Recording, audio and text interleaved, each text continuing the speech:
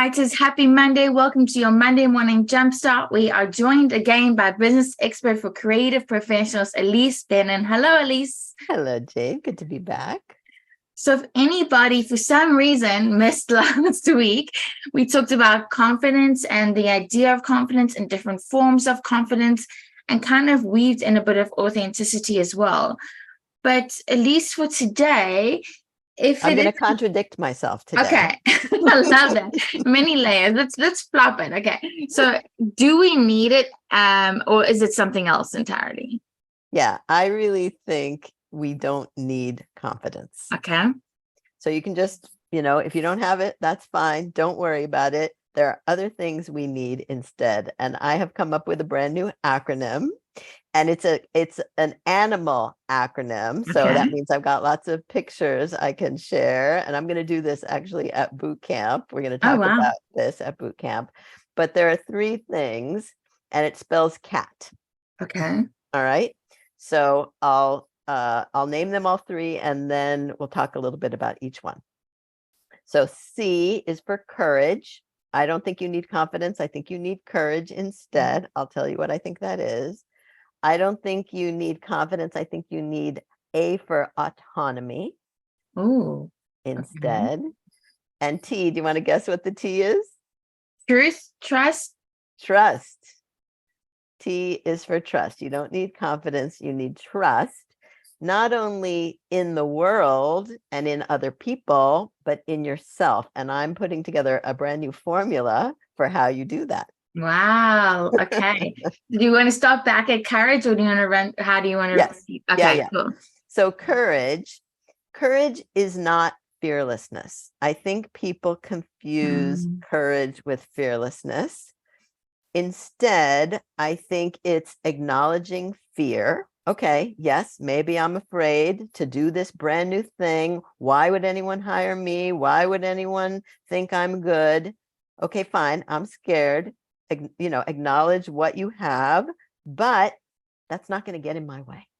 I'm going to try it anyway. And you know what? I'm going to see what happens. If it doesn't work, if I make some mistakes, who cares? It'll be fine. I'll just keep trying. There's so many prospects and clients out there. It's crazy. And it's not like they're going to just knock your door down. You have to go get them. And we can talk next week about how exactly you do that. But first, we have to lay the foundation here for the courage that you need every single day to go do the thing you want to do. I also want to say, I think another thing courage isn't that fearless can be is reckless, right? Like this is a decision that you make with knowing what you're getting into, knowing how much you're spending, how much you need, you know what I mean? Like, so it takes courage, but I think it also takes the knowledge of what you're doing and there's no recklessness involved with it. So it diminishes your potential for things really going belly up and bad, and that's not to say that you might get noise. I'm not talking about that, but just to really, create havoc. I don't think courage is that. So I love that one. Yeah. And I think I would add to that something I said last week, which is the reason you have courage, you can have courage is because you have a brain, right? The brain is connected to your courage. You're not alone in this. You've got your brain with you at all times. And to go back to last week again with your Tom Hanks, when he got the Oscar recently or one of his awards recently, I'll never forget, he quoted and he said, "I'm not here alone. I stand on the shoulders of all the actors and the teachers and everybody that helped me." It's like never a solo thing. And I think the same with copywriting, right? When you're learning copywriting, you have coaches, you have teachers, you have instructors. You're standing on their shoulders when you're doing this. You're not doing it alone. So yeah, I love that. Yeah. And we, right, you and I are with everyone who is trying to do copywriting, from scratch, basically. Maybe you always wanted to write or you always loved writing and now you're going to make some money doing it. Yes, yeah. 100%. So all right. Autonomy, this one I couldn't figure out where you're going. All right. So autonomy is number 1, also not independence. Okay. Right?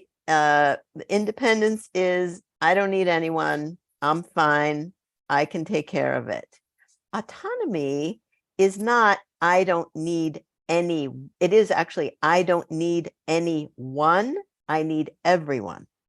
Ah, So I'm making a distinction between I don't need anyone and I don't need anyone. I need everyone.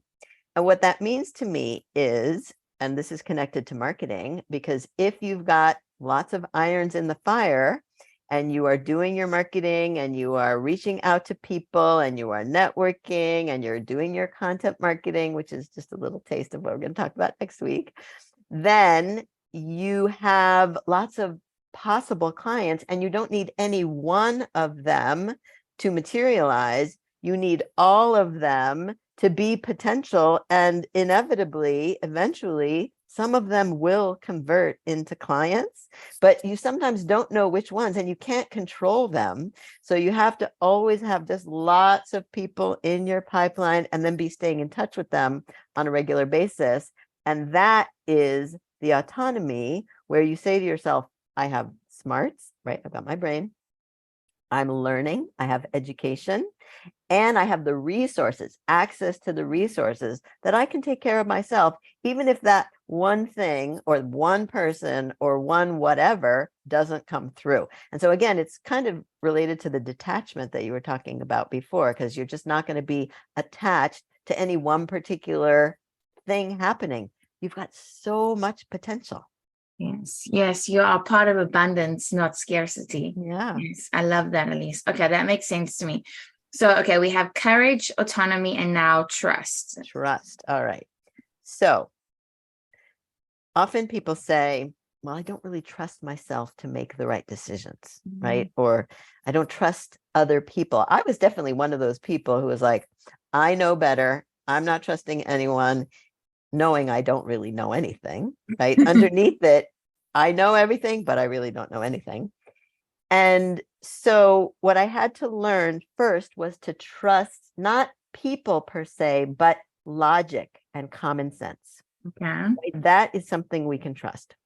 And aren't there people in your life, Jade, who you're just like, oh, they say things that just make sense to me.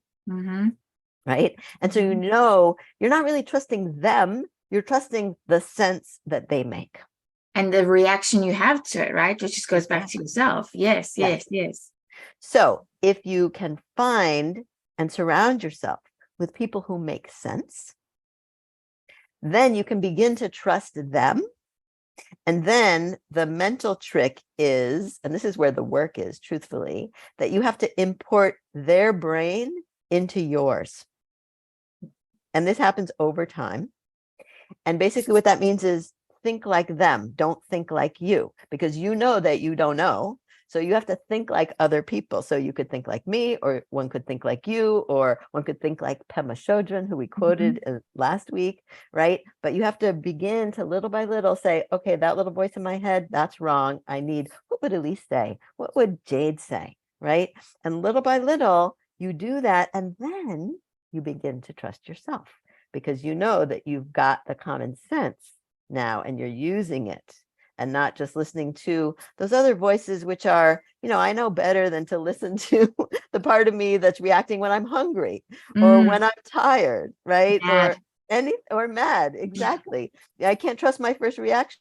I know better than that. So what would my teacher say, right? What would the people that I admire and know who make common sense, what would they say? And then I do that. What do you think of that? Yeah, I like that. And as well, I can just also hear voices saying, well, I don't have access to Ilise. I don't have access to it. Can I tell you how much when you're saying that, I'm like, oh my gosh, I've done this in my life, but not even realizing it, because I absorb books like that. I love self-development books, right? And for so long after I read those, I will have those voices in my head to the extent where they become my own, right? Yep. And then you embody them and they become you. And then when you're ready for like another level of growth or whatever, you absorb another book or person and be around them. And obviously courses and things like that. But yeah, when you were saying that, I was right. Podcast, because the voice is literally going in your ears. And it's almost like a discussion format, which I feel like is easier sometimes to absorb than like a book format where you're trying to take it in, but you're not maybe reading context or tone or things like that. But so podcast is a huge one. So, and everybody has access to that, right? Well, I mean, at least how many episodes of your podcast do you have? Almost 500, I was going actually. to say it's hundreds. That's incredible. See, you want 500 episodes of Ilise at your fingertips right there. Exactly. No, I think that's great, Ilise. And it's also funny that you did say trust, because the first thing that came to my head is whenever we do a webinar with like people that have never been exposed to us or don't really know anything about the industry, and like they're learning about it for the first time, and then they learn about a thing called a client, the first question is always, are they going to pay me? What do I do if they don't pay me? They immediately distrust somebody before they even like get involved. So even if you can go in with that tea of like trusting the process and trusting what happens, and if it's for some godforsaken reason you encounter somebody that doesn't pay, that's a lesson and you move on, right? But it was that's why I thought it was funny that you said that. But yeah, I think that you can trust others, that forms then trust with yourself and knowledge with yourself and learning with yourself. Yeah. That's really good. Okay, so we have all you need is a cat. Okay. You don't need confidence, you just need a cat. Exactly. Okay, so we have courage, autonomy, and trust. I love it. Okay. And let me ask you this. Any advice for like how to, maybe we can do like a quick rundown of each, like if somebody doesn't feel courageous, any tip for being courageous, or doesn't feel autonomy is the first tip to like create a, like what can we give one little tip for each one?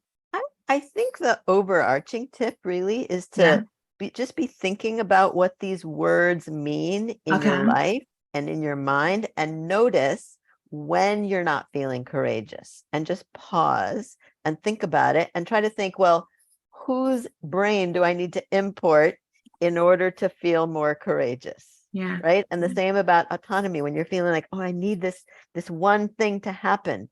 No.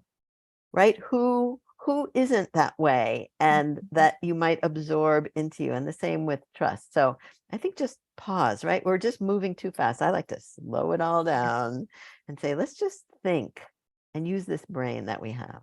I like that you can almost import like the alter ego, right? It does. Great.